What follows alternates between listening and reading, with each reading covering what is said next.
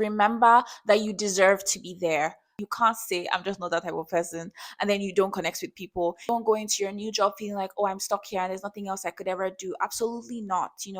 Once you've slept and you wake up, then you can look at it with a fresh pair of eyes. Hi, everyone, and welcome back to Thriving in the City, a channel where we share our lessons as early career professionals navigating working in the big city, wherever that may be for you. In today's video, I wanted to talk about surviving your first year in a demanding job. This is something that people probably don't talk about enough. My name is Joyce, and I've spent the last 6 years working in investment banking in London. So, in today's episode, the tips I'm going to share, or basically the how to tips that I have to share today, are probably not completely novel. Some of them are quite, I guess, unique to me and very personal, but all of them I will give examples of how they actually showed up for me and why I think they're really important, especially as you navigate your first year. Let's get into it. I have 10 tips to share. I'm going to try to go very quickly so that this is not a long video. By the way, the last one I have to share is what I think is the most important lesson that I wish someone told me. So stay till the end to hear it.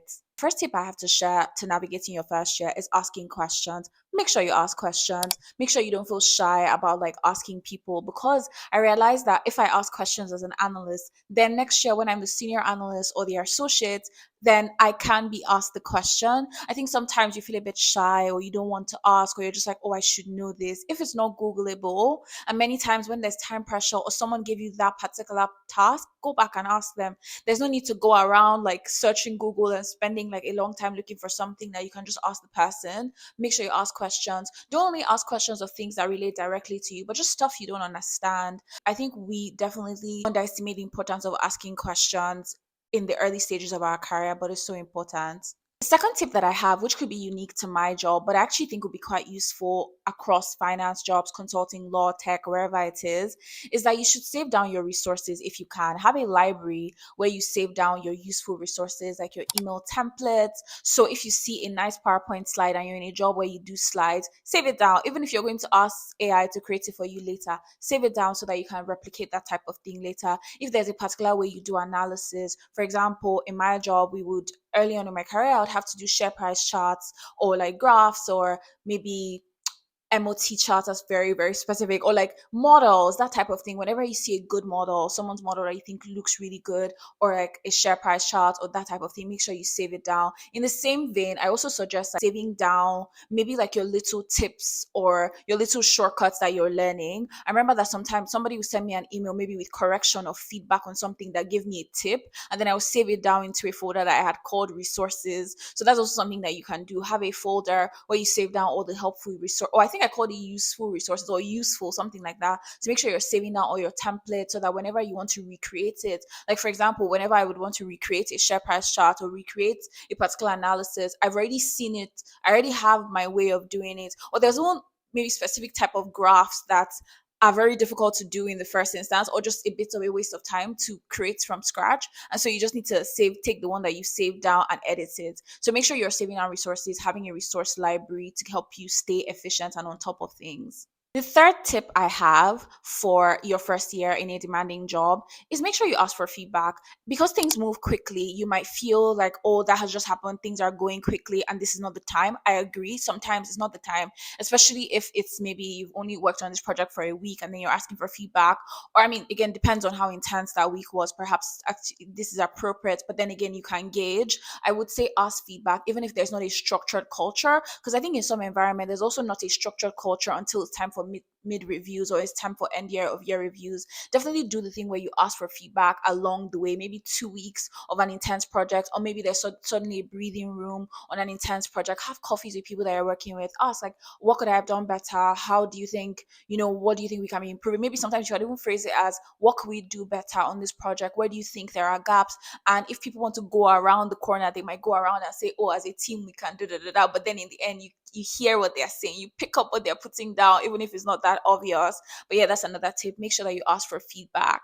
The fourth tip that I have for you as you are navigating your first year or early years in a demanding job is to have coffees with people, but take it with a pinch of salt. So, you know how when you start a new job, especially like in a big company, people suggest going around, meeting people, asking them questions. In my line of work, we would say, oh, what do you think makes a good investment banking analyst? That would be like a question you ask someone on a coffee when you start. Or what do you think makes a good investment banking associate if you're asking perhaps from an MBA? I agree to do that, but I would say like make sure you get that, you get those points, but take it with a pinch of salt.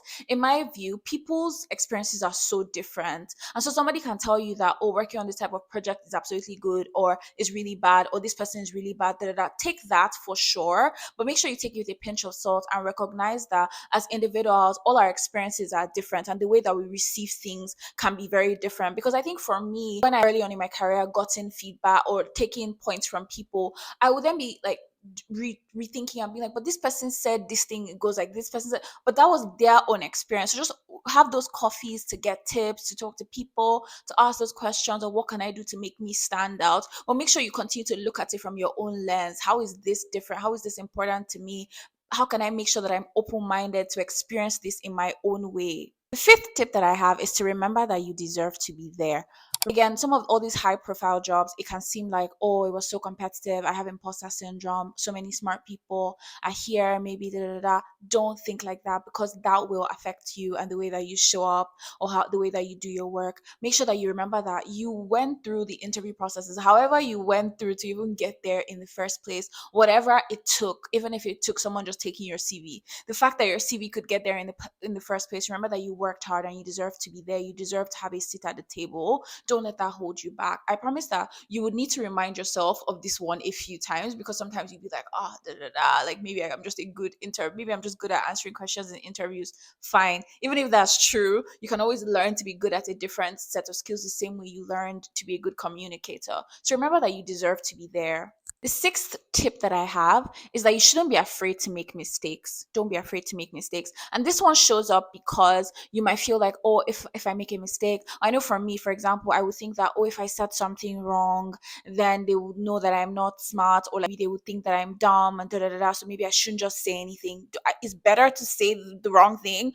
Obviously, not in a client. Maybe there's a client meeting and then you're not even supposed to be speaking or something like that. Just gauge the audience, but don't be afraid to make mistakes in trying out something. Don't be like, oh, I've never held a model before. If, for example, you work in finance or investment banking and you're new, so I don't want to hold the model. Do it so that they can teach you. That one of speaking and saying the wrong thing. I always tell myself, Joyce, it's better to get out the rubbish in quotes that you have in your mouth so that so that you can start to say the wise things, also that someone can tell you that that's the wrong perspective, or that's the wrong way to think about it. This is how I should think about it.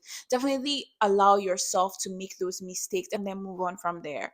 The only tip that I would add to this one of not making mistakes is just don't avoid making the same mistakes twice. This is a tip that they always like told me in my job. Don't make the same mistake twice. This can feel like pressure, but it's true. Try and track the mistakes that you're making. So for example, in my job, sometimes early on, one of the mistakes that you might make is forgetting to paginate. Like whenever you make changes to the document, maybe the pages get or you rearrange a document and then you forget to just click paginate or repaginate. If you know that that's a thing that you tend to do, or maybe you know that you tend to forget to do spell check, you tend to forget to paginate, you tend to forget to spell check, maybe you also tend to always have double spacing. You know what your mistakes are, so you can just track it maybe in a document or have a sticky note, so that whenever you're working on a document and you want to avoid making mistakes, you remember you have your three things: paginate, check for spelling errors, and then make sure that you check for double spacing. I know that sometimes you can also put it on a sticky note on your monitor, so you can remember to do it. Or even if it's saving your work, I think sometimes people forget to save their work multiple times. You can put that as a sticky note so that you remember, and that's not something that holds you back in doing good work at your job. The next one that I would have to share is to try what you can to connect with people. I know that people always say networking is important. It very, very much is. And again, somehow I'm not, I'm quiet. So I'm not the hugest networking person. But then I've learned the hard way that you have to connect with people at the office one way or the other. If you live in the UK, live in London, is by going to drinks when you can and like making sure that you talk to people. It could be that maybe you try to grab coffee with people, ask them about their weekend. I know that some people might feel like, oh, I'm just not that type of person. You can't say I'm just not that type of person and then you don't connect with people, even if it's like small things, small checking in, small, oh, how was your weekend? How was your, maybe they like talk about their child, how's your daughter, how is it, because at the end of the day, these environments are very human, like still very human, even though sometimes they might not feel like that. If you hear what I'm saying, you still need to try to connect with people, because at the end of the day, as they always say, there's a lot of, oh, do people like you, do people like you, do people connect with you? And sometimes it might not even be intentional. Nobody's trying to grade you based on where they like you. It's just human nature. So whatever you can, if it's to force yourself to go to drinks as often, or go to more coffees, or when people put that thing. I know definitely one of the things I had to learn the hard way is, before, if I'm working and someone comes and says, Joy, should we have a coffee? I'm like, I'm busy. Like, I'm working. We have work to do. I can't. But like now I've learned that it's so important that you raise your head up from time to time and then say, sure, let's get that coffee. It was 10 minutes going to cost me? What's 15 minutes? What's a 30-minute coffee? What's a 30-minute walk going to cost me? This might actually help you in terms of getting you closer to someone, or maybe teaching you something about someone else's life, or perhaps they might even share something that they're working on with you that's beneficial to what you're working on. So as much as you can, raise up your head, go to the coffee, go to the drinks, network with people, connect with them when you can. And also, I'm saying, I just remember that I'm talking particularly because it's your first year, and in your first year you might be like, nah, I just need to get the work done. That's not all. The networking part is important. The eighth tip is to choose rest when you can. When you're starting in a demanding job, you probably want to go, prove yourself, so that you can do, you can work out, work late, do all the hours, which I totally understand, but make sure that you rest, because you need to rest to be able to strengthen you. You know how they say rest is productive. When you can rest, when a project ends and you get the opportunity to have a day or two of rest, take it and actually rest, recover. Even if it's, I remember that when I used to work early on in my career, I had an associate who used to tell me that, okay, Joyce, whenever you're done late, make sure you sleep. Just go, don't send it to me, go and sleep. When you wake, like, sleep, instead of checking it and checking it again, sleep. Then when you wake up, check it again. And then you always say, and we always just say, you can then look at it with a fresh pair of eyes. I think that's something people say. Once you've slept and you wake up, then you can look at it with a fresh pair of eyes. So as much as you can rest, like, take a, you know what they say, take breaks if you can, walk away from your desk, come back to it, and you might just get fresh inside. If it's on the weekend, you have the opportunity to switch off, take the opportunity to switch up. It's good to check during the weekend to learn and read what you've been working on, but it's also really, really important that you rest, or else some of these working styles aren't sustainable if you're not resting. The ninth tip that I have is to surround yourself with people that love you, or the right people outside of maybe in work, your friends, if you have close friends and allies in work, maybe you met them outside of the office, that type of thing. But more importantly, I meant this for outside of work.